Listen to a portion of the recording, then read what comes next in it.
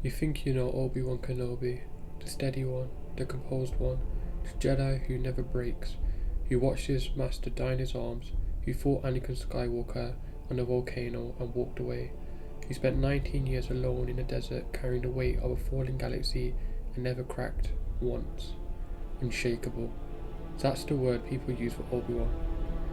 But there is a story, buried in Legend's expanded universe, largely unknown even to hardcore fans, where the dark side found every crack in Obi-Wan Kenobi and tore them open, where a planet tried to consume him, where a Sith Holocron invaded his mind for days, where the man who never breaks nearly broke, and the only thing standing between Obi-Wan Kenobi and total psychological collapse was a politician from Alderaan who had never held a lightsaber in his life. This is the story of Zigula. The novel War Space, written by Karen Miller and published in 2008, is set in the early Clone Wars, shortly after the catastrophic battle of Geonosis, the opening bloodbath of the war that cost the Jedi Order hundreds of lives in a single afternoon. Obi-Wan is already running on empty before the story even begins. He's been wounded in a separatist bombing attack on Coruscant, not fatally but badly enough that he's been left behind to recover, while Anakin and Ahsoka take to a critical mission against General Grievous. He hates this. Being sidelined while the galaxy burns is not something Obi-Wan Kenobi does gracefully. And then Senator Bail Organa walks through the door. Bail has received intelligence from a shadowy contact, intelligence about a planet called Zigula, deep in wild space, uncharted and almost entirely unknown. On that planet, according to a source, there is a Sith Holocron, a repository of dark side knowledge, Sith secrets, and potentially a plan to destroy the Jedi Order itself. Obi-Wan agrees to go. Of course he does. He's wounded, exhausted, and nowhere near full strength. But this is Obi-Wan Kenobi, and Kenobi does not sit still while there's a threat to be dealt with. What neither of them know is that this mission is a trap, that Palpatine, who already knows about Zigula, has been quietly steering events to ensure Obi-Wan ends up exactly where the dark side is the strongest. The two men fly out into wild space, a Jedi Master and a Senator, no clone army, no backup, no plans for finding the Holocron and getting out. Zigula is not like Korriban.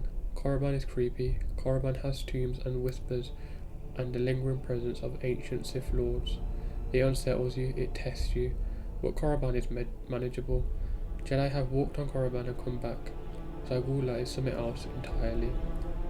The planet is so deeply saturated with Sith energy, so completely consumed by the dark side, that it functions almost like a living weapon against any Force-sensitive being who sets on foot.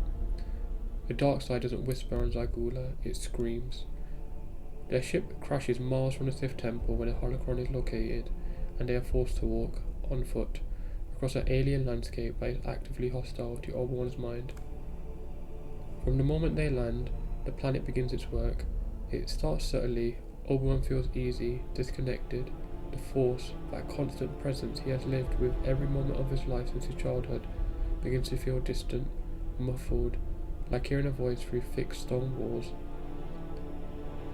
What the planet does to Obi-Wan is not simple haunting, it's targeted psychological siege.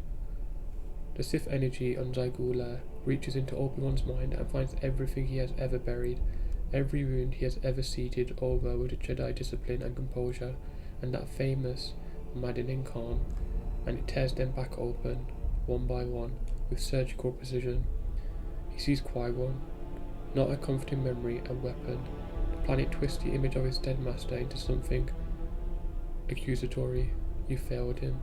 You weren't good enough. He died because of you.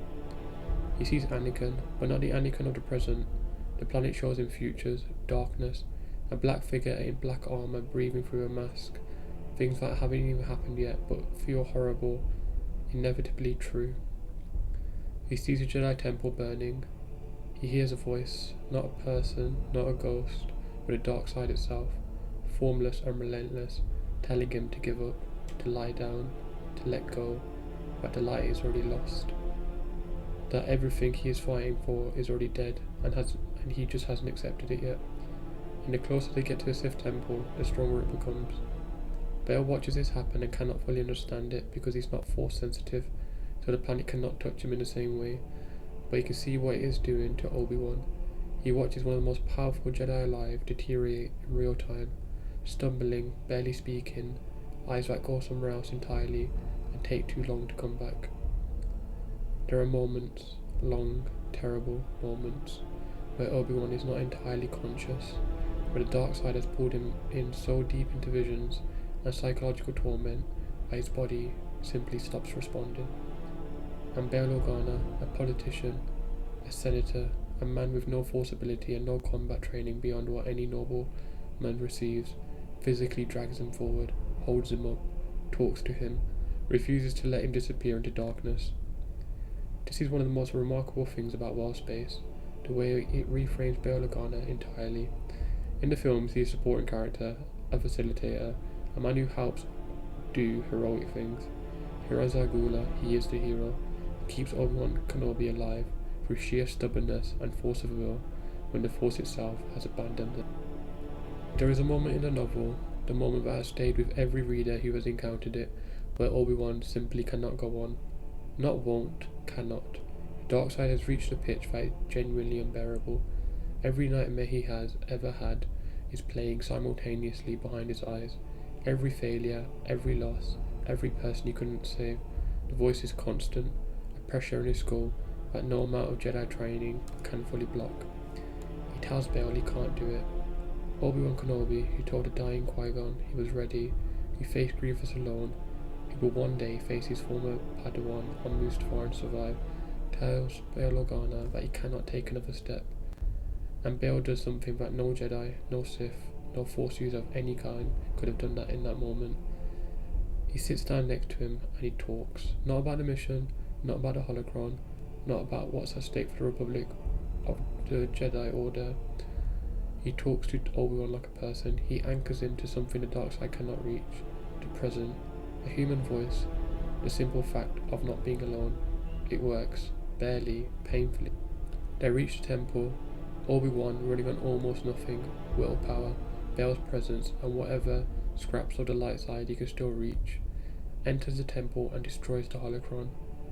The act collapses the temple around him. He takes the Sith crystal from the wreckage, its dark power broken, and uses it to make contact with Master Yoda on Coruscant. They get out, but the aftermath of Zigula doesn't end when they leave the planet. Obi-Wan hears physically what the planet did to him psychologically, the visions, the voices, the nightmares. Those don't simply disappear. The wounds the dark side open on Zigula as real wounds. They leave marks. And here is where the story becomes extraordinary in the larger context of Star Wars lore. Because we know what comes next. We know what Obi-Wan eventually faces, the fall of the Republic, the death of everything he built, and the transformation of his closest friend into the galaxy's greatest monster and Jedi killer. The visions Zigula showed him weren't wrong, they were early. He saw it all on a dead planet in Wild Space, the burning temple, the darkness wearing Anakin's face, and he survived it once in his mind before he had to survive it in reality. Whether that makes Zigula a warning he couldn't act on, or preparation he couldn't have survived without, that is a question the novel leaves beautiful. Wild Space is one of the most underrated stories in all of Star Wars legends. It's not a war story, it's not a lightsaber duel, it's a psychological horror novel about what happens when the dark side gets in the mind of the most composed Jedi who has ever lived.